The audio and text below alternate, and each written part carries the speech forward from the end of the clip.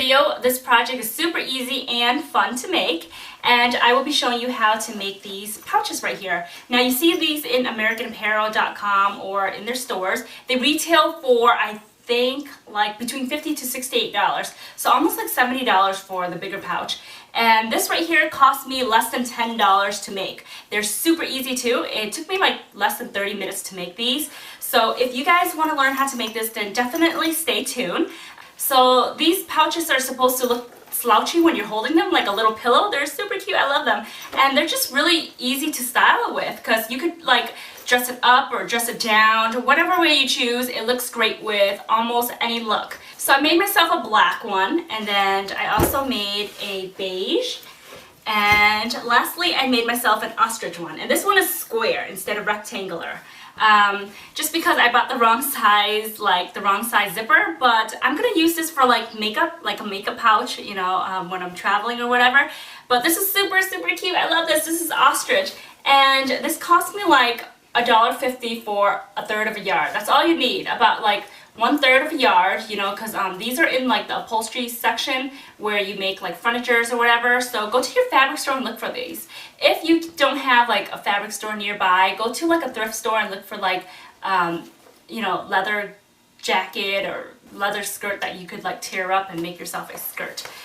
So yeah, it really depends on what size you want. Then you would buy a zipper for that, and I'll get into all that later on. So if you guys want to learn how to make this, then stay tuned and I'll show you guys how to make it. And I am going to start with the black faux leather fabric or material that I will be using today, and I am going to use this as my cutter, this rolling blade right here, and this mat. So I asked them to cut me 1/3 of a yard, and it only cost me like between $2 to $3, like $1.50 to $3 for a third of a yard. So it's really cheap. Then get yourself a zipper. You want to get whatever zipper you like, you know, get whatever you feel that will look nice with the style that you're going for. So I picked this one right here. It's reversible zipper. I mean, I don't really need a reversible zipper, but I really like this this little zip part right here compared to the other ones at the store. So I chose this, and this only cost me $5. This cost me more than the material. And this one is 16 inches long. Now, if you can't find yourself a 16-inch long zipper, then it's okay. You can get a 20-inch or a 24-inch, and then just let the excess part, the bottom part right here, stick out of the bag, and then you can tuck it in later, and I'll show you that afterward. So I'm not going to make my bag about 16 inches long. I just think that's a bit too much. So I think I'm going to make it like 15 inches long or something like that. That's after when you sew it in and everything. So when you're cutting it, you want to make sure you give it an extra inch, just because the seams and everything like that.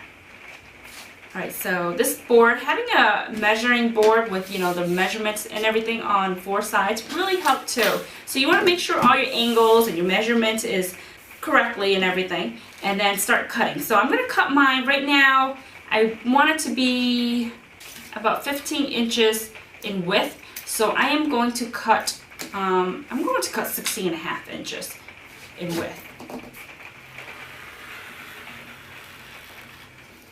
There. And having this roller blade is really easy and just very helpful to use. So you have your material cut out like this. Okay. The next thing you're going to do is take your zipper. You can leave a zip or unzip, whatever you choose. Take both fabric, and what you could do is you could also use fabric glue and glue it on both sides, and then put this over and let it lay for 1 hour. Okay, you could do that. What I'm going to do is I'm just going to sew it.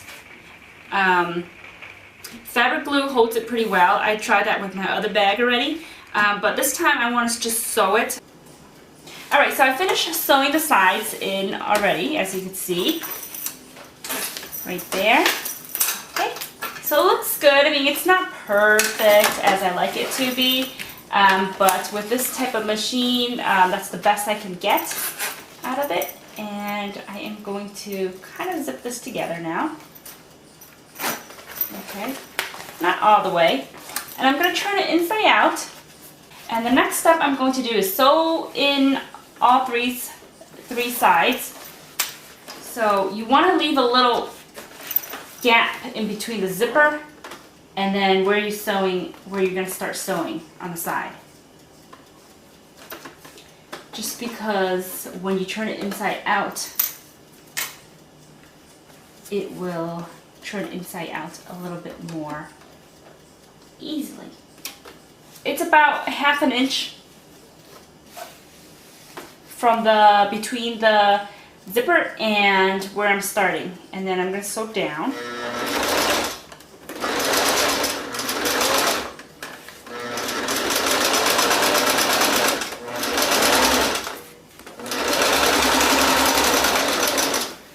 Okay, so I have all three sides sewn in, and the next thing I'm going to do is I'm going to snip the corner right here, just so it could be easier for me to turn it inside out.